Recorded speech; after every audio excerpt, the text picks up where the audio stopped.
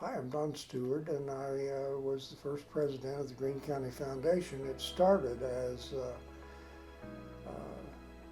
carryover from the Lions Foundation that I had started many years before. Had very little money in it, but we decided to transfer that and make it the Greene County Foundation because it would be more inclusive, and it would still include the money from the Lions Foundation for that community. And I had several people that, when I proposed the idea, and frankly tried to entice someone else to carry through with it, but it didn't seem very popular, and it still was to me. And I believe strongly in it. Henry Ford once said that whether you believe you can do something or not, either way you'll be right. And there was no question in my mind that it would work. We had, of course, several of us had, of course, some experience with the Phil Harris organization, and at that point we'd raised $200,000 or $300,000, but we had his name to go on, and the Greene County Foundation had its own name. But we formed a community foundation board of directors, and you'll perhaps see all of those folks on the original board, and they were very cooperative. They all worked for nothing. And it got started and it worked. At the original point, the thing that precipitated my immediate interest in making that happen was the fact that the Lilly Endowment wanted to get one community foundation at least in every county, and so they offered to match the money dollar for dollar on the original contributions up to a certain amount. In addition to that, they gave us money to hand out grants to whatever organizations we chose. And there were several of them that got the original grants, and it really did help those organizations in this county. And then they came back with $1. They would give 50 cents for each dollar that would be raised, and we got more money on that.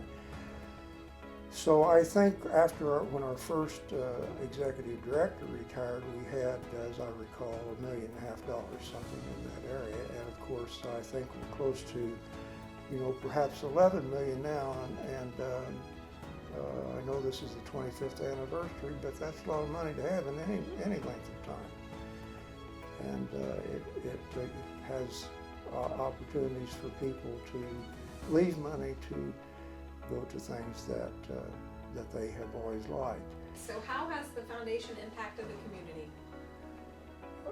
Well, there's a lot of organizations that have benefited from it, and I also will say that there's people that have given that have benefited for it because they did not know where to leave their money, that it could actually be used for infinitum, perhaps for things that they wanted to support.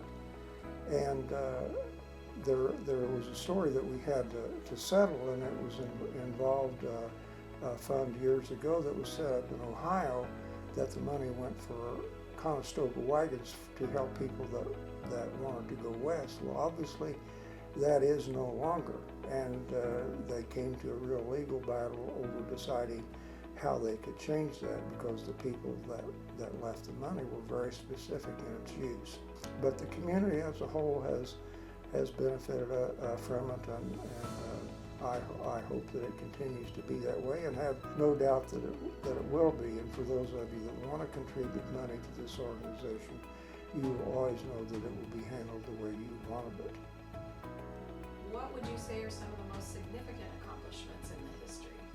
Well, I think the most significant accomplishment in the history of this is just the fact that it opened up an opportunity that did not exist in Greene County. I mean, you could give to the Cancer Fund and things like that, and you can still give, if cancer is your thing, you can give money to support cancer operations in this community.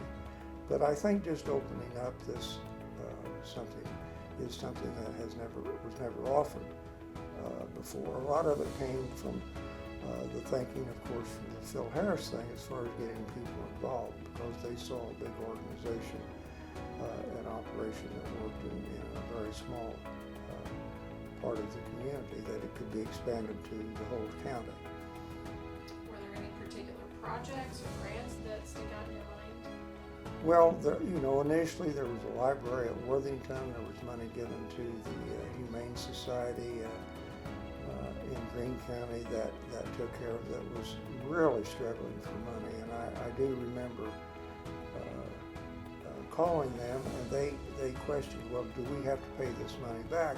And I knew that was not the case, but I actually called the Lilly Endowment to make sure. You just want to be absolutely sure when you're making these kind of deals. And the lady at the other end of the phone that was representing the Humane Society cried when I told her that. It almost made me cry too. Still does. Has there been anything most impactful to you or to the community as a whole? Well, one of the greatest joys of my life is being able to help people that are less fortunate than I am. I happen to hit the jackpot, as far as I'm concerned. I have a job that I love.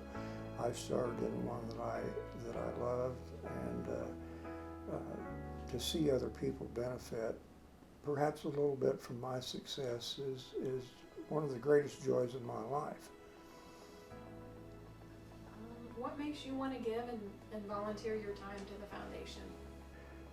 It's just fun to see things operate when you know the money's not going in your pocket, and you can talk to people that way.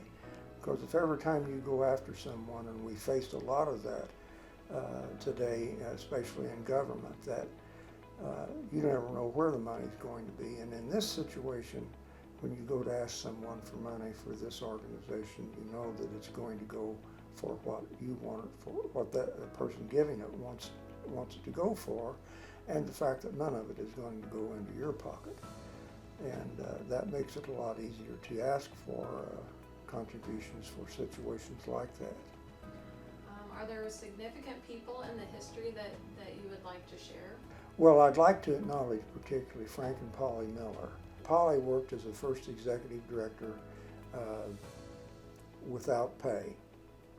And Frank and Polly provided the space, answered the phone, got donations into them, and the original money came from the Lions Foundation, but the first donor, official donor, was Noble Stallings. And as I recall, he gave $1,000, and I can still see him walk in that office and write that check. So there were a lot of people. The original board of directors, Mary Aiken was the first paid executive director. Was she full-time back then? Well, she made it full-time. She was like a person that liked to come in, sit and answer the phone, and people would come in and talk. There were so many of them. I almost hate, I don't mean that Polly and Frank were the only ones, but they made it easy. Do you feel like you shared everything you wanted to, or is there anything else on your mind? Well, I've not given up hope yet. I've never been tired of it, and I've never met anybody that didn't get some joy out of helping someone less fortunate than them. But this is for a community foundation. I encourage everybody to participate in it in any small way that you can, because a lot of small numbers equal a big number.